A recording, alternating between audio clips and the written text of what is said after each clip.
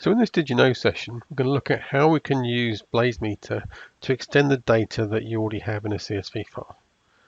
So imagine you have a CSV file, you have a certain amount of static data in that file, but you need additional data. We're going to show you how we can create synthetic generated data to extend the data in your CSV file, and that data will be refreshed every time the test is executed.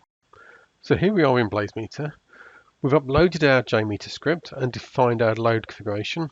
We've also attached a CSV file, which is the data we need to run the test.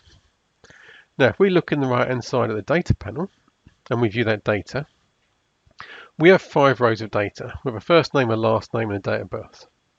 Now, for our test, we actually need additional data. We're going to show you how we can extend this CSV file within BlazeMeter. So if we look at the CSV file, in the options, as well as downloading that CSV file, we can do extend CSV file.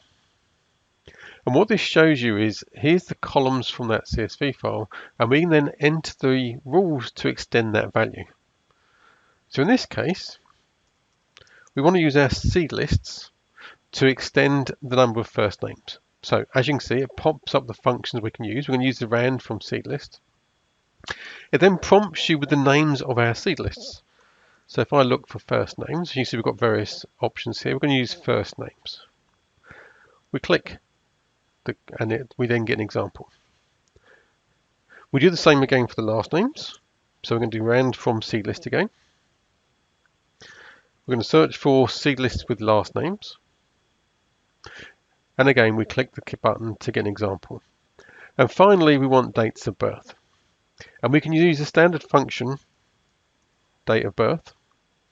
And you can see the help screen is showing me what data is needed. So in this case, we need to know the bottom end of the range. So we're going to say from 18 to 80, followed by the date format.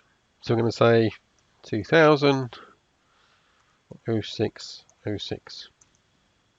Again, we click. We can now see we've got our data examples, and we can click Save. Now, if we go and look at our data settings,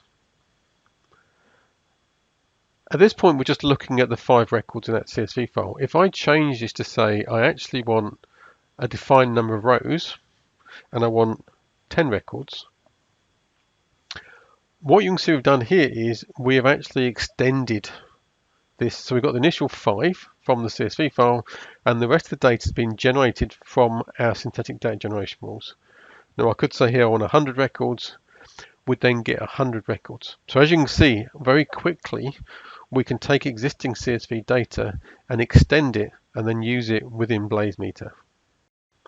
So as you just saw, we can easily extend data in CSV files using the synthetic data generation rules to generate as much data as required for the test. For more information about BlazeMeter, please go to blazemeter.com. There you will find blogs and videos, and also a link to the BlazeMeter University, where we have lots of free courses.